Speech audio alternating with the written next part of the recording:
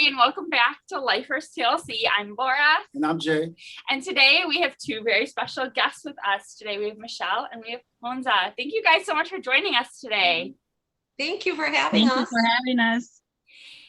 And you guys have a unique situation. Obviously, you guys aren't sitting next to each other like we've had some guests who are couples and things.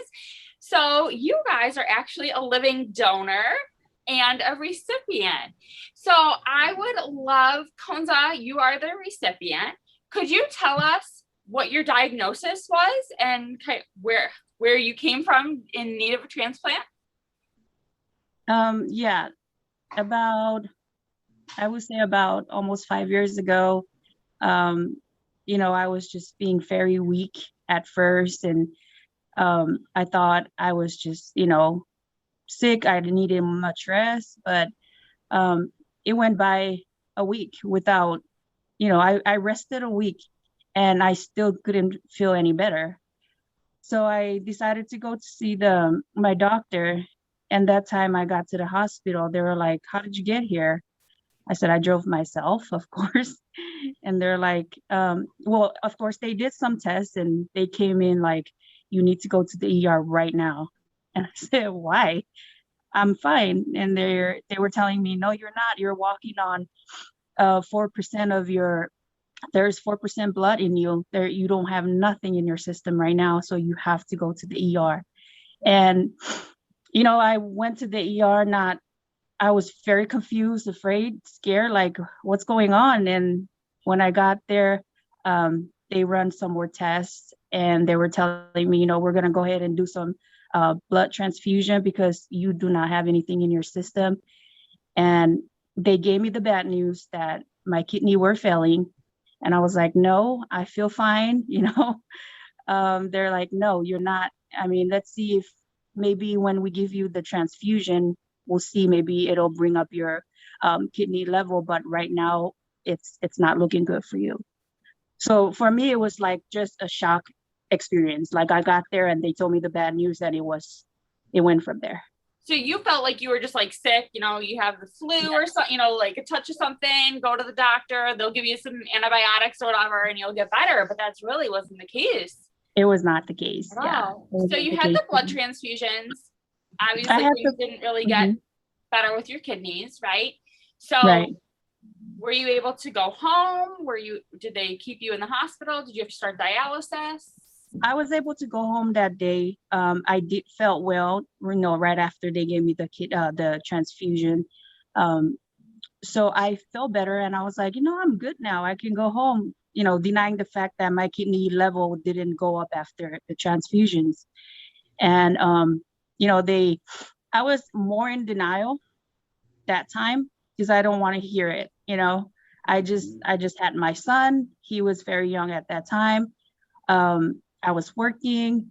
My husband was doing jobs out of town, in and out from home. And it was just hard for me to really accept the fact that my kidney were not doing so well that time. And it was direct me to the point where I need to do dialysis. Okay. Yeah. So you got to the point, you need dialysis. Who first mentioned the idea of a kidney transplant as a treatment for you? My doctor. During that time, they rescheduled an appointment for me to see a nephrology right after my hospital visit, when I was in the hospital emergency room.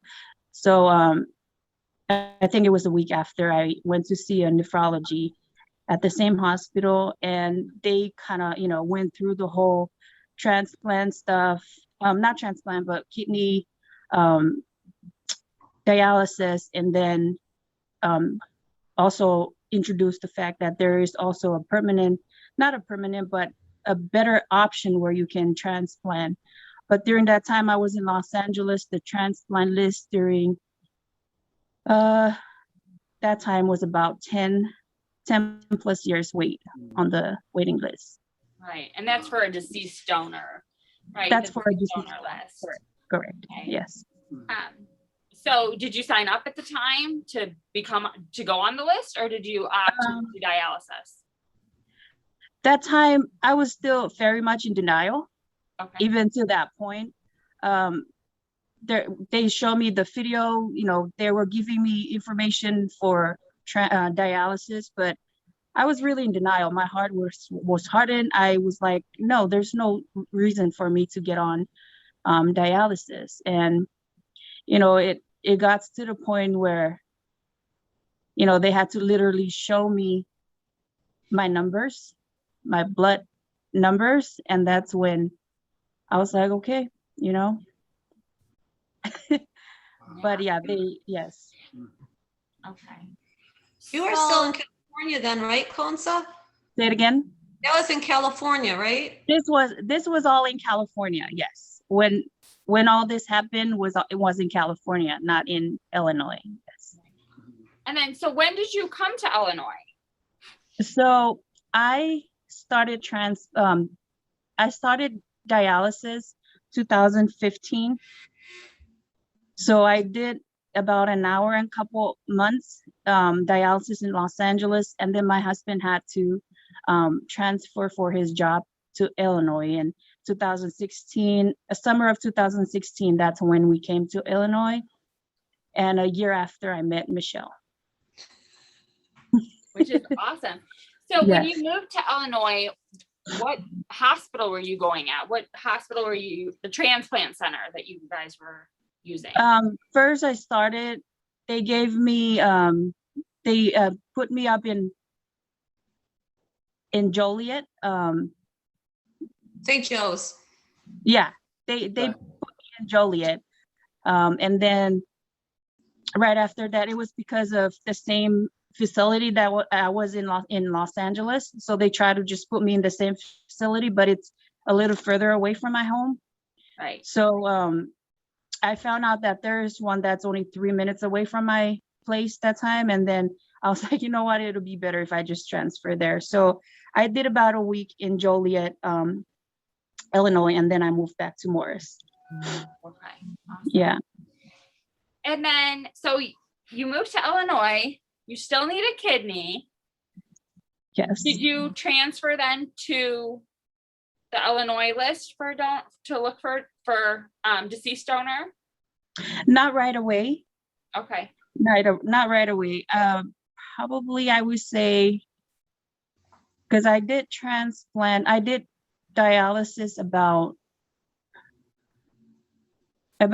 2 years, in maybe a year and a half, and then that's when they put me on the transplant list. That's when you're on the transplant list? Yeah. So, we're talking a lot about the deceased donor list, but obviously Michelle is with us right now. She's alive, she's well, she's, out there doing her life. So how did this all happen? If you were on the deceased donor list, were you looking for a live donor as well? I had family members, but majority of them, all of them were out of the state. So it's harder for me to do it that way. I did have friends that came and offered their kidney, to give me kidney, but at the same time, it kind of just fade away as time goes by. They never follow up on me with that. Right. So I was really leaning towards the disease transplant. Yeah. And of course, Michelle came along. Right. And so Michelle, you kind of alluded to, you kind of found her, right? So what happened? I think that, I believe it was divine intervention. She came all the way from California. She brought her son into the martial arts studio that I was managing. She bonded with my daughter, Emma, right away. My daughter, Emma, both of our children they're biological sisters. They were adopted. And we adopted from DCFS. And Emma, my younger daughter with autism, is half Samoan. And her and Konsa's husband, Jeff, and her son, they bonded. And she'd come from dialysis, and my daughter, Emma, has the thickest hair in the world. And she'd braid it after dialysis. And I didn't know she was having dialysis at the time. And then she didn't show up for a few weeks. And I asked her son, I asked Gaby, you know, where's your mom? He said, oh, she had treatment today. And it was kind of, she had treatment every time I asked. Then finally I pinpointed Jeff, didn't I, to find out what was wrong with you, Konsa? Yes. And he told me she was having dialysis. And then, being who I am, I came home and I read everything about being a living donor. And then I hunted her down and said, I'm going to give you my kidney. Oh, awesome. So Michelle, had it ever been on your heart or on your mind previously? Like, hey, this is something that I might want to do for somebody? No, because I thought they still had to cut you like completely in half. Okay. And when I did the research and found out it was just, you know, a little cut below your belly button and a few over here to your left, I was like, oh, no problem. It's laparoscopic. Nice. And I kept hounding her to put me in touch with her coordinator, and she did not. She kind of avoided me. So I called Loyola Hospital on my own. And then on your 36th birthday, I told her birthday present was going to be a little bit late that July, that it was coming on August 15th, 2019, because I was giving her my kidney. I was a match. Wow. How awesome. Yeah. And how awesome that you were a direct match too. Yeah, That's yeah. so Right. Yeah. And I Right. think that, you know, Right, Konsa? Yeah. That's the big guy. I think people don't realize that that's a possibility too, that you can go directly to somebody's transplant hospital if you know that they're in need and you know their name, that you can say, hey, I'm interested in this. So And that's exactly what I did. which is so great. So Konsa, you know, Michelle, if you don't mind sharing, Michelle said you kind of like were avoiding her. Was that because you weren't It sure was just serious, or kind of like, what was your thought process with all this? it was just very awkward for me because I just met her. Like, we just met. I don't even know her last name. I don't even I haven't been to her house. Right. So for me, it was like, whoa, this is big, you know, for Yeah. somebody stranger that time with her to just come along and say, hey, you know, I'll give you my kidney. To me, that was like, okay, are you okay? You know, you don't even know me. But as time goes by and I know who she is, it makes sense. So Michelle, when you were kind of going through this process, right, with Loyola on your own. Yes. When did you guys, so you waited until it was like official, you were a green light before you guys talked about it some more, or? Oh, no. Okay. Once I knew that I did the initial testing and that I was a match, I did tell her, and then we continued all our tests together. So because we live about 45 minutes from Loyola, Konsa? Well, Yeah. not now. Konsa moved out of state now. Right. So we were going to our tests together, or she'd ride with me and we make a day of it. So that we bonded over the whole process. That's so awesome. I mean, we would have without the kidney, but I can't say what I want to say. So I'm going to say my maiden name is Johnson. And she got the bigger kidney. I'm leaving it at that. If you get it, he gets it, Jay gets it. But she didn't know what that was, Konsa. So I didn't. So can you guys tell me, so you guys, you know, there's a lot of testing and everything that goes into this. What was the testing process like for each of you guys? I don't know what it was like for you, Konsa. It was pretty easy for me. It was easy for me. Though sometimes at times I would, because the process was it was easy for Michelle in a way, but for me they were kind of not giving me all the information. That was the part of it. Like, they would say one thing to Michelle and they would say one thing to me, to the point where we both got together and said, no, this is how it's going to be done. And then that's when things start moving along quickly and, you know, got to the point where we got transplanted. Initially, we were going to do a chain because when Konsa and I talked, we were going to do a chain so she could help someone out too. Okay. So, but then when we found out that like one kidney could be halfway across, the states, and we knew with a direct donation she was getting a kidney that day. So we changed our mind in the middle of it from a chain to a direct donation because I think with the chain it would have been no different than her receiving a deceased kidney. Okay.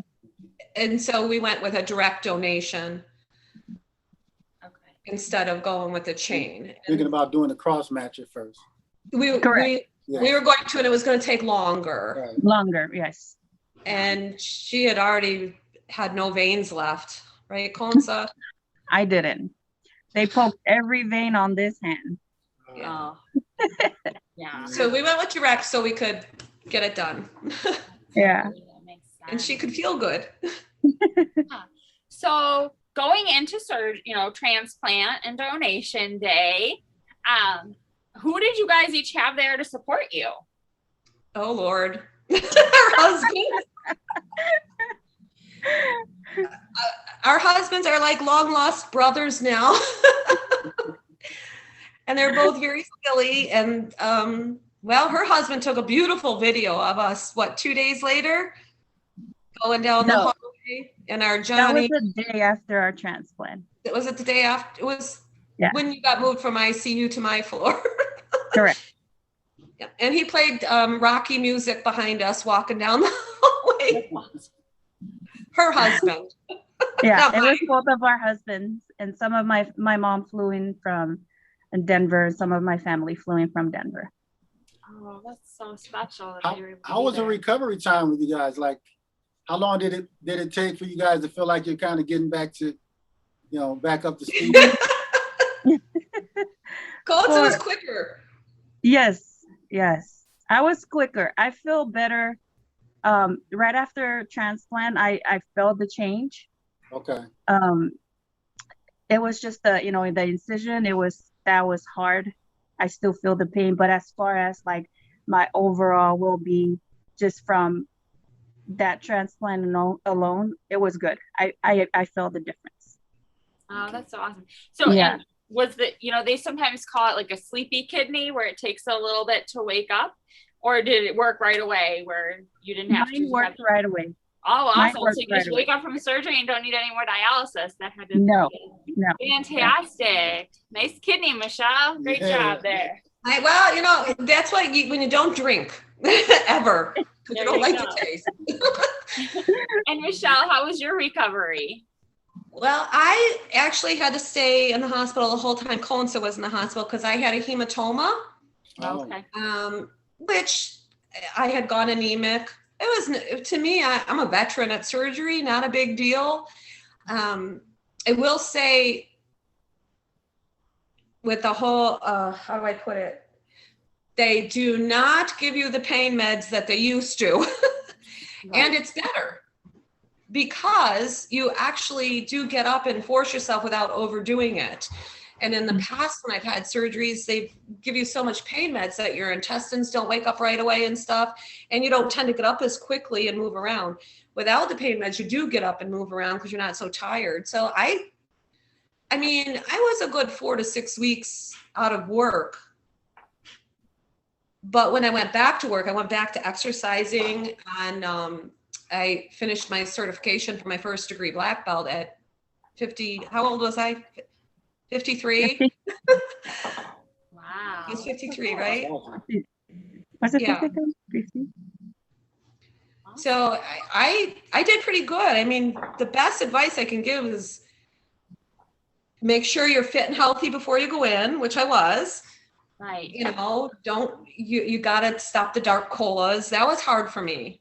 But I love Dr. Pepper. Yes.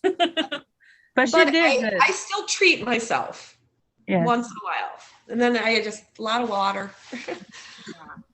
But I was already drinking a lot of water. So really, I mean, I felt like the whole process, I felt guilty for how happy I felt, if that makes sense.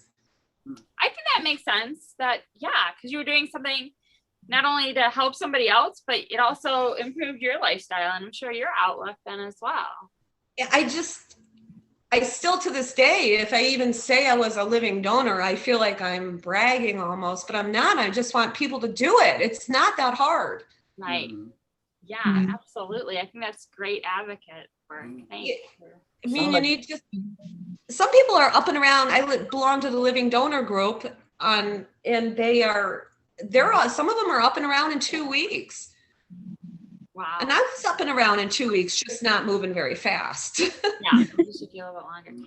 So, Michelle, have you you said you lay off the dark colas more, you just treat yourself now, you're drinking more water. Have there been any other lifestyle changes that you've made because you donated the kidney or that the doctor had said like, hey, now you should do that you're working on? No, they said for my age and the number of surgeries I had that I was in phenomenal shape. Even my heart test, everything was like the bomb. So that's one of the benefits of being a donor. You're going to get a workup like you'll never, ever receive anywhere else.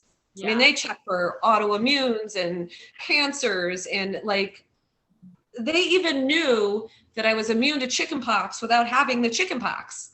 Oh. Yeah. I mean, so I felt like even Exactly. if I wasn't a match, then we could do the non-directed donor.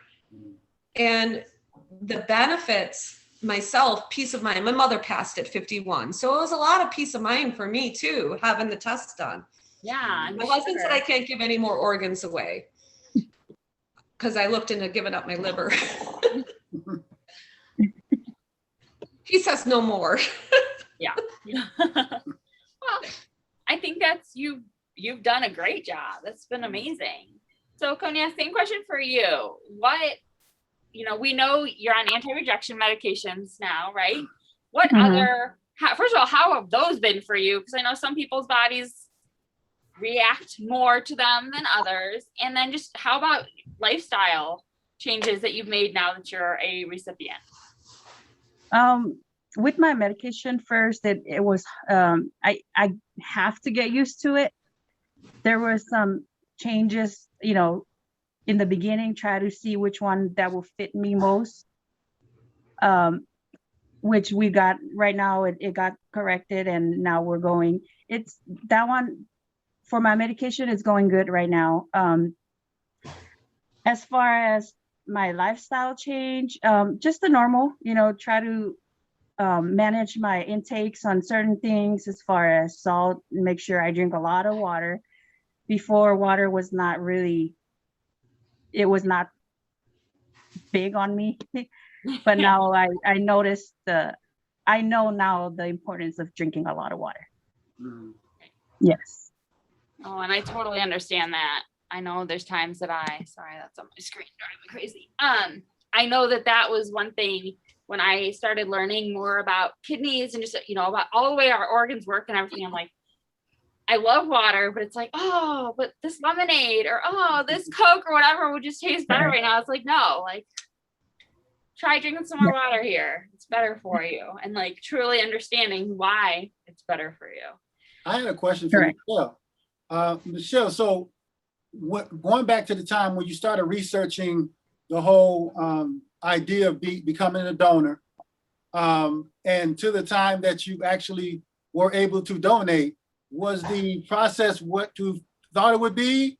Was it more? Was it less? Or, was it, after researching, you have an idea in mind how it would go? Did it go exactly as you thought, or was there any hiccups along the way?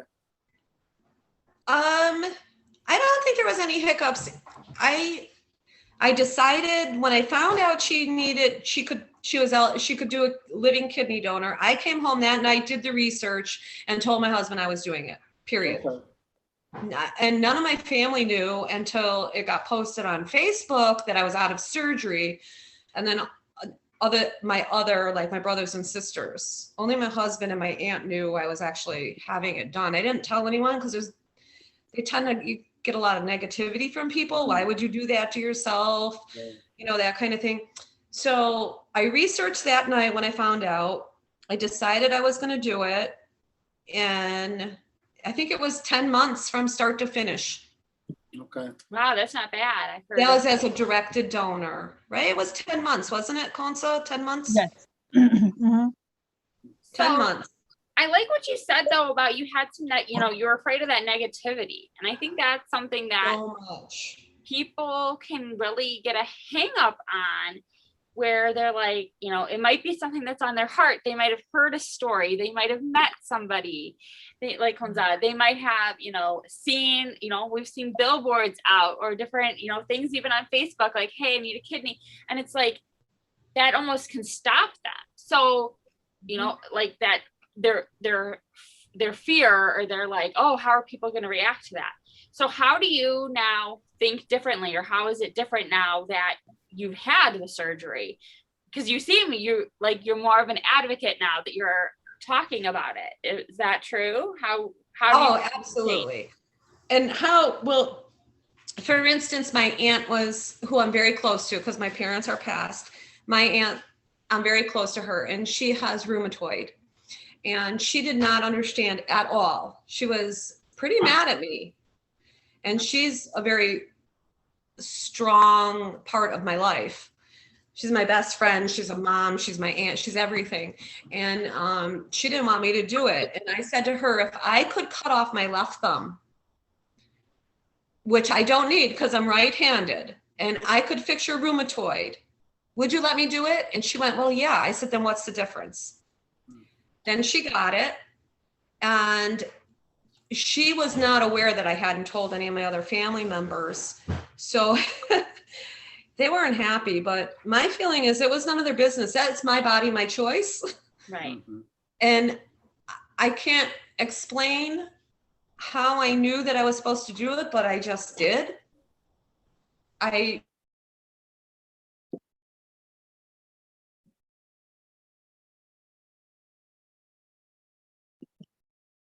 We had a little. We can't sound. hear you. Yeah, we're getting a little. You just went up quiet.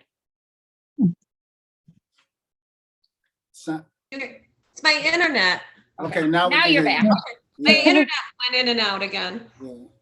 You know, and So, like- and that's a big reason why we wanted to do the Lifers TLC show, because I think education is key. You actually took the time to do the research, but you know, our family members and other people who may be discourage us, they're doing it out of maybe a lack of knowledge, fear for your health. Right. But upon education and educating, getting the information that they need and clearing up some misconceptions, then they learn that this procedure is a lot safer than they may actually think it is. Mhm. So it's great that you did the research yourself to be able to also educate others now. Right. I wish there was so much more out there, because it's not a hard thing to do. I mean, and you can still, even after you donate, you can still have a baby if you so choose. I've heard about a lot of donors that, you know, they had their first child, you know, a year and a half out of donating, no problem. And I just, like Konsa now, she moved out of state. She left Illinois, and she's only an hour and a half away. She's just in Indiana. But I mean, she couldn't have done that if she was still tied to dialysis. And I love that part of me is in her, so she can live life. Because I still have a very full life. Nothing's changed. I mean, sometimes I get kidney pains when I miss her. Which I do too.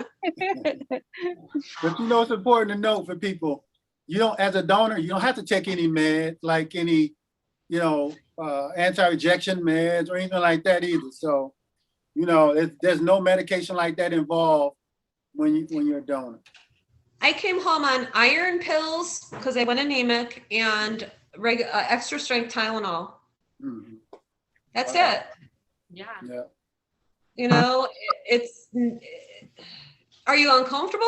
Yeah, but they just took an organ out. So what? And it's, I don't know, it's just an amazing feeling. I wish more people would do it. It's just, I don't know. It's like the best Christmas present you could ever give someone. I don't know. And you're more excited to give it than you are to receive it. Yeah. And So I wanted to and ask, friends do discourage. I wanted to ask you both, what was the biggest challenge through the whole, from the beginning, from needing a donor or, starting the donor process all the way through to today? What's been the most challenging part of your process? You want me to go first? Yes. For me, it was really nothing except for the driving part because we kind of live far away from the hospital. That was it. Okay. Yeah. That's great. And Michelle, what about for you? Nothing, because Konsa drove me to the hospital. There was literally no challenges. Yeah. But I was a pro at surgery too. Great. And then it went very smoothly. Yeah. So then let's reverse the question. What has been the best part of this whole journey for each of you? For me, you want to go first? I do. Okay, go. For us, it's been enlarging our family with Konsa, Jeff, and Gabe, and her mom, Rose, and her sisters, Selena, or Auntie Pretty, I should say. And I mean, I woke up to, I don't know how many of your relatives, I didn't know anyone. It was about 2, 4, 6, about 6. At least 6 unknown faces. 7, including my mom. Yeah. I knew her mom.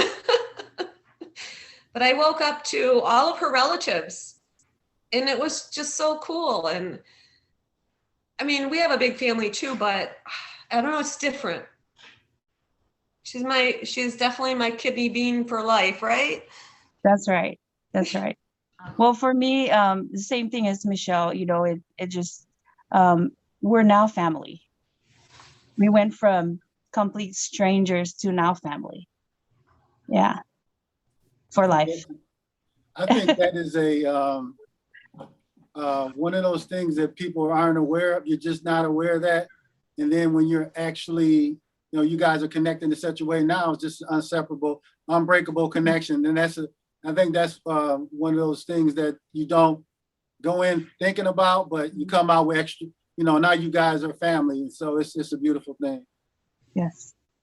You do, and it's just, donating is just, I feel, other than my children, it's part of my life purpose was to donate.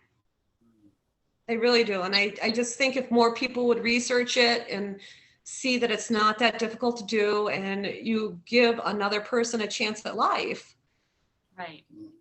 Absolutely. It's just an amazing feeling that far surpasses any discomfort from surgery or having blood drawn or having to walk around with your urine in a bucket. That's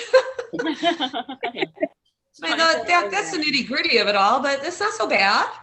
Yeah, not at all. No. So my favorite, I think, question for you guys that we love to ask is, we know that there are so many misconceptions out there about donation and transplant. Can you guys dispel a myth that you have encountered during your journey for us? You want me to go, Konsa? Yeah. Yeah. Go ahead. Okay. The only myth that I discovered that wasn't true was that, was how big the cut was going to be, which I probably could have found out a lot sooner and donated sooner, but I firmly believe I was supposed to donate to Konsa. That's why it happened the way it is. But I probably would have donated a lot sooner had I known it wasn't such a big surgery, but I had no reason to look into it prior to that. Right. Which is a good thing because now I have Konsa in my life. So it was just how it was meant to be. That was probably the only myth I knew of. I was not a salt. I didn't do this. You got to cut back on your salt intake.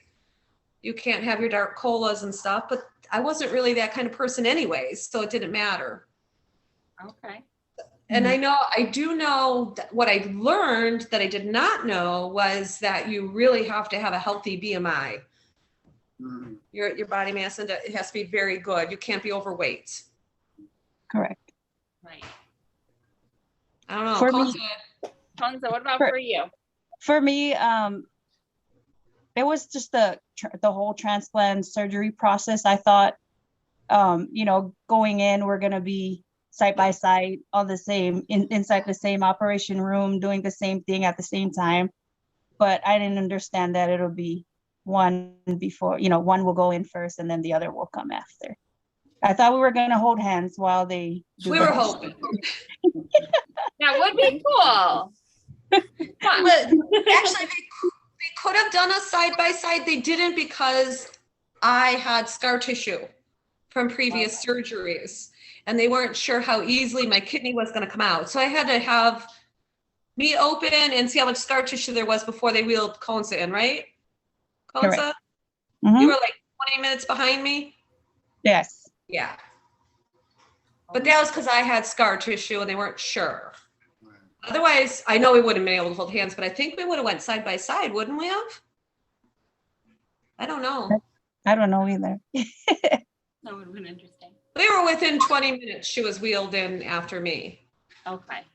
but I got to see her before I went in. Yeah, that had to be really nice that you guys could see each other right before, and then I know you guys mentioned that you guys were seeing each other the next day too, which is fantastic. So Oh Yes. yes, we all the time we see each other. Even with her moved, we see each other. it's great. She moved right by the beach this year, so we're going to her this summer. There you go. Party at her house. Yeah, Yes, I can't wait. I know, me either.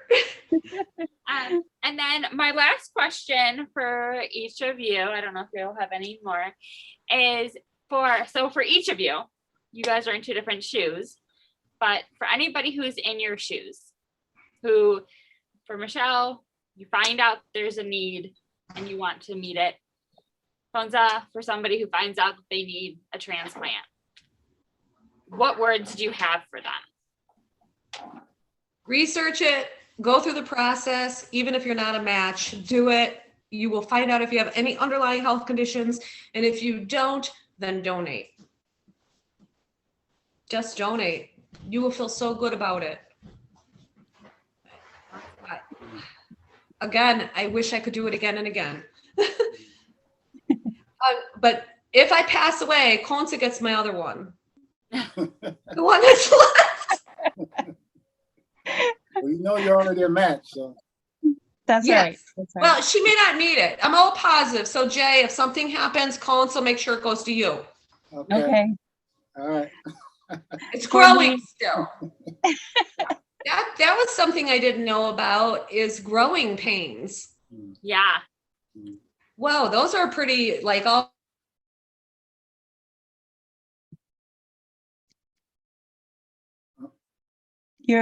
You're off again, Michelle. Yeah, we went off just a second there. The last part. I don't know if she can hear us. Can you What's hear that? us? Just growing too? Ask again. Okay, now we can hear you. Oh, I said, do you have, yours doesn't grow, does it? I don't think so. No. The one that's We know. transplanted, I do not believe grows. It's already big enough. So I Oh, don't that's think- right, you got the bigger one. Right. Okay. No, I but just- for me, go ahead. Go ahead, Michelle.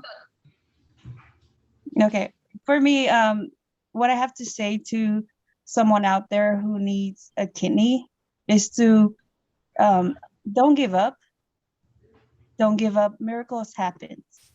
So yeah, just don't give up. Don't give up on your life. Don't give up on your family. Stay steady. Yeah. And if a crazy lady's chasing you down, stop and listen to her, right? Exactly. Don't get scared. Just listen to her. Organs and help can come from amazing places. Well, it's Did you have Yes. anything else that you wanted to ask? No, I think today? Konsa's words they're just really appropriate. Just don't give up and hang in there and continue to keep the faith and Yes. we've heard amazing stories. Since we've been doing this show, you guys are just another incredible story of two strangers who, from different parts of the country, and then who would have known that you guys would have ended up family for life because of the way you connect. So I just that message of hope, I think, is always the best way to end the show for people who watch it. And people can go right online and they can take a test to see if they can do a survey right online to see if they qualify to be a living donor. They don't even need to have a recipient. Yeah. Absolutely. That's very true. And I'll put the link in the description so that anybody who might be interested in seeing if they would qualify are able to take a look at that. I think the link is on I think it's on the Kidney Foundation site. Yeah. And it walks you through it. I mean, everything you need is right there. And it costs you nothing to get started. They give you 1 million outs if you want them. They really do. I just looked at them and said I wouldn't have started it if I wanted out. But they do give you a lot of outs. But do it because it's worth it. Don't take the outs. Right, Konsa? Yes. I'm forever grateful for Michelle. And I am so grateful for her. I love that you guys have this bond with each other. So awesome to see. But I'm Laura. I'm Jay. And thank you so much, Michelle and Konsa, for joining us today and sharing your inspiring journey with all of us. I hope everybody's learned something, and we can't wait to see you next time. Thanks for joining us today. Make sure to like and subscribe so you don't miss our next guest. We need your help to spread support and awareness for organ transplant donation. Please share this video and channel with your friends. Tell someone something that you learned or heard from today's guest. Get in touch with us if you'd like to join us as a guest. See you next time. Peace.